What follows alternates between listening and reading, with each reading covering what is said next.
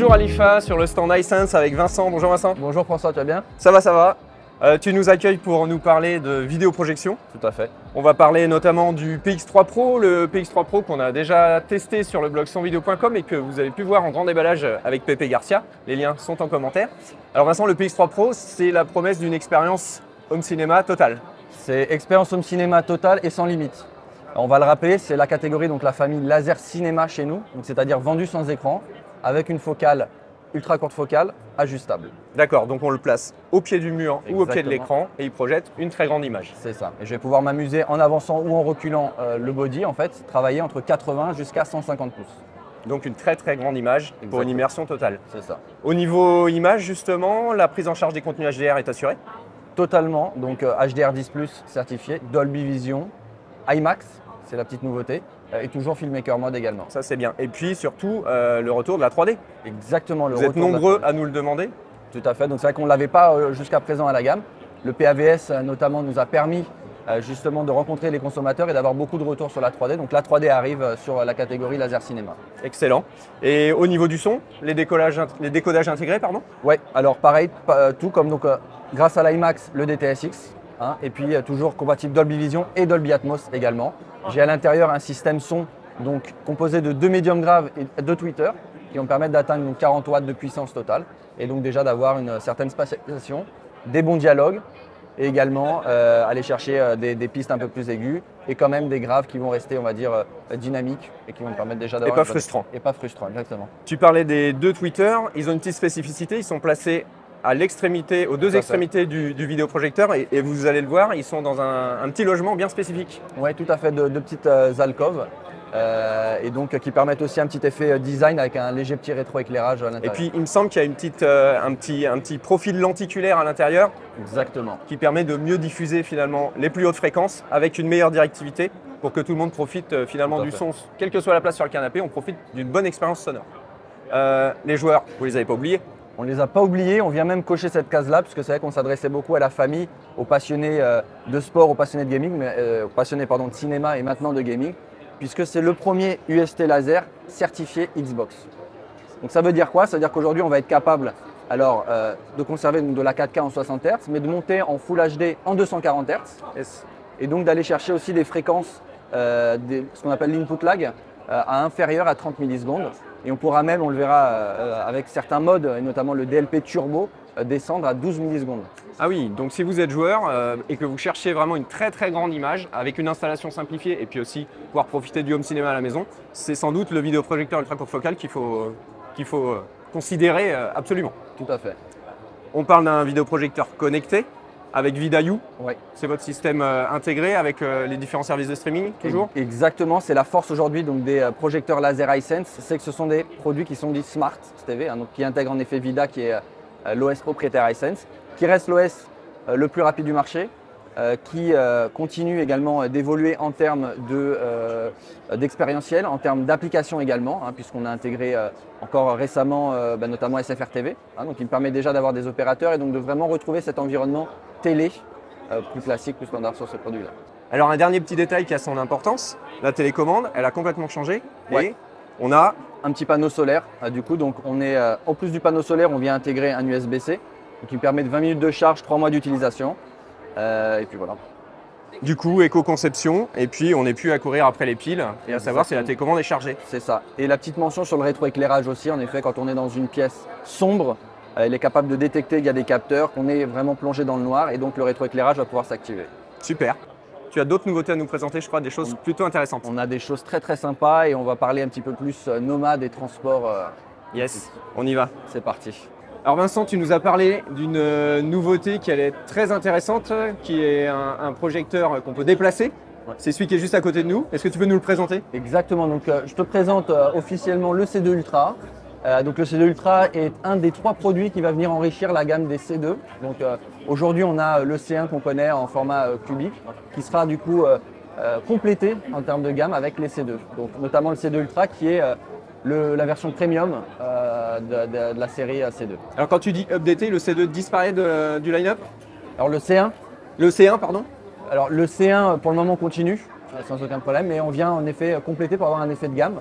Et puis aussi pour pouvoir toucher différents types d'audience, tout simplement. Donc là, les personnes qui nous regardent, est-ce que ce projecteur s'adresse à elles si elles font par exemple du gaming? Oui, alors très bon point et on va commencer par celui-ci, c'est que le C2 Ultra est également certifié Xbox. Donc tout ce qu'on expliquait sur le PX3, en savoir le Full HD en 240 Hz, l'input lag de 12 millisecondes quand je passe en DLP turbo mode, je vais pouvoir le retrouver également sur le C2 Ultra. Et de la 4K à 100 Hz. Et la 4K à 60 Hz. Au niveau home cinéma, il prend en charge les différents formats HDR également? Tout à fait. Full compatibilité HDR, HDR10+, on l'a déjà dit, Dolby Vision évidemment et l'IMAX qu'on n'avait pas aujourd'hui sur ces produits-là. Niveau son, on a une partie audio, j'imagine, intégrée? Ouais, partie audio, et c'est la vraie spécificité de ce C2 Ultra, c'est qu'on a, comme tu peux le voir ici, au niveau du subwoofer, en fait, au niveau du pied, un subwoofer intégré. D'accord, c'est le petit cercle qu'on voit juste ici, là. Exactement, donc c'est tout le bloc avec le petit sub sur le milieu, qui va me permettre d'aller chercher donc, une puissance de 50 watts, et qui va me permettre aussi de décoder l'Atmos et le DTSX. Alors, il décode l'Atmos, le DTSX. Beaucoup de gens vont nous dire les enceintes sont toutes petites. Il produit quand même un son surround ou il spatialise en stéréo élargi? Il spatialise en stéréo élargi, hein, de par sa configuration, mais qui permet déjà, et les gens en général sont assez surpris, puisque encore une fois le son vient ici donc sur les parties graves, hein, sur les basses, mais on continue d'avoir des sorties sons sur le côté. Sur les côtés, d'accord. Et donc signé JBL. Signé JBL, tout à fait. Au niveau du moteur lumineux, ouais. C'est toujours le trichroma?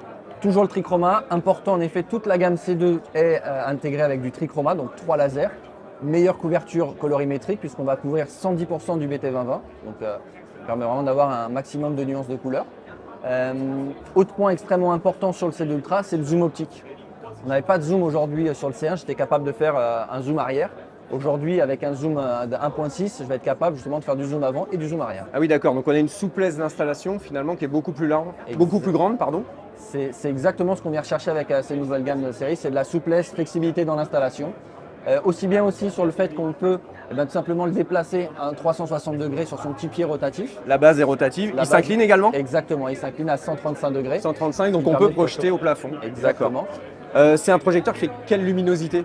Qui monte à 3000 lumens, ça je n'ai pas mentionné, donc 3000 lumens. On peut le voir ici sur les images, ça nous permet déjà d'avoir, au-delà d'une image très colorée, très lumineuse, également des contrastes. Avec des contrastes, parce qu'on sera sur un contraste natif de 2000 pour 1. D'accord. On vient améliorer aussi ce que faisait le C1.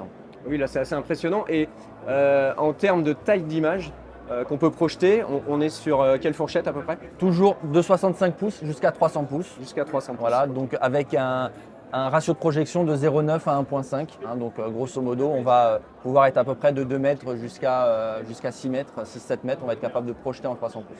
Ok.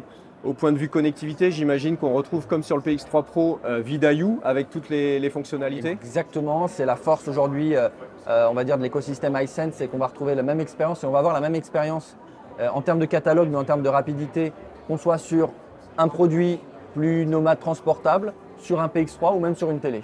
Ok. Connectivité, connectique. La connectique, on a du HDMI 2.1, j'imagine, pour les Xbox et puis les PC. Sortie IARC. Combien il y en a? Il y en a 2. 2 HDMI avec sortie IARC. Voilà. Okay. 2 USB. Et on va retrouver également un RJ45. Ok, pour la connectivité filaire au réseau. Exactement. Bien écoute, c'est super. Est-ce que tu peux nous annoncer une disponibilité, un prix pour ce produit? C'est un produit qui va être déjà disponible, puisqu'il est disponible à partir d'octobre. Donc il arrive très prochainement et on sera sur une fourchette de prix de 3 200 €. Ok, et tu as évoqué tout à l'heure une déclinaison dans cette gamme C2. Tout à fait. On va pouvoir voir ça ensemble, j'imagine? Ouais, tout à fait. Donc on verra les deux petits frères du C2 Ultra juste après. Très bien, et ben on y va. C'est parti. Alors Vincent, tu m'as dit que la gamme C2 se déclinait en plusieurs modèles. Tu vas nous les présenter? 3 petits modèles. Donc C2 Ultra dont on vient juste de parler tout à l'heure, qui va se décliner donc avec la version Pro. La grande différence, c'est quoi? Déjà, je ne vais pas avoir de subwoofer dessus. Okay, donc, on viendra travailler directement avec une sortie ici en stéréo sur ce produit-là. Je conserve le zoom optique, ça c'est important. Donc, ça me permet encore une fois de travailler, de m'adapter en termes de taille d'image sans perdre en résolution. Toujours 65-300 pouces. Exactement. C'est la même focale. Exactement. Toujours trichroma, toujours 110% du BT2020. On ne touche pas à la partie, on va dire, au cœur du réacteur sur lequel Hisense est fabricant et pionnier. Je vais retrouver donc un produit qui va monter jusqu'à 2600 lumens, okay, donc qui me permet déjà aussi d'avoir dans un environnement variable ou semi-pénombre, déjà d'avoir une bonne expérience. Déjà suffisant. Exactement. toujours un très bon contraste en 2000 pour 1. Et puis voilà, toujours le son également JBL dessus. Ok, et puis le petit frère. Et le petit frère ici, où on va venir chercher aussi un produit légèrement plus compact, cette fois-ci avec un zoom numérique dessus, mais toujours la puissance du triple laser Hisense à l'intérieur. Est-ce qu'on peut dire que c'est un petit peu une évolution finalement du C1? Oui, tout à fait. On vient reprendre ce qui avait très bien fonctionné sur le C1, donc le trichroma. On améliore les contrastes, on améliore la luminosité aussi, puisque je vais être à 1700 lumens, quasiment 2000 lumens sur ce produit-là. Et puis je viens ajouter aussi le zoom que je n'avais pas.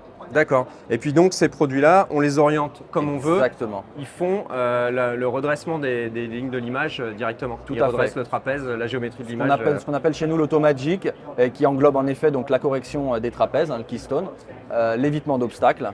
Et puis la calibration, si jamais on a un écran à la maison, il est capable de le détecter et de Voilà. venir Il détecte les bords et il loge l'image Exactement. vraiment pile dans les bonnes dimensions. On voit que côté connectique aussi, je me permets juste, on conserve toujours la même connectique sur les 3 modèles, donc ça c'est important aussi, avec du 2.1 et des sorties ERC. Ok, impeccable. Bah, écoute Vincent, merci beaucoup.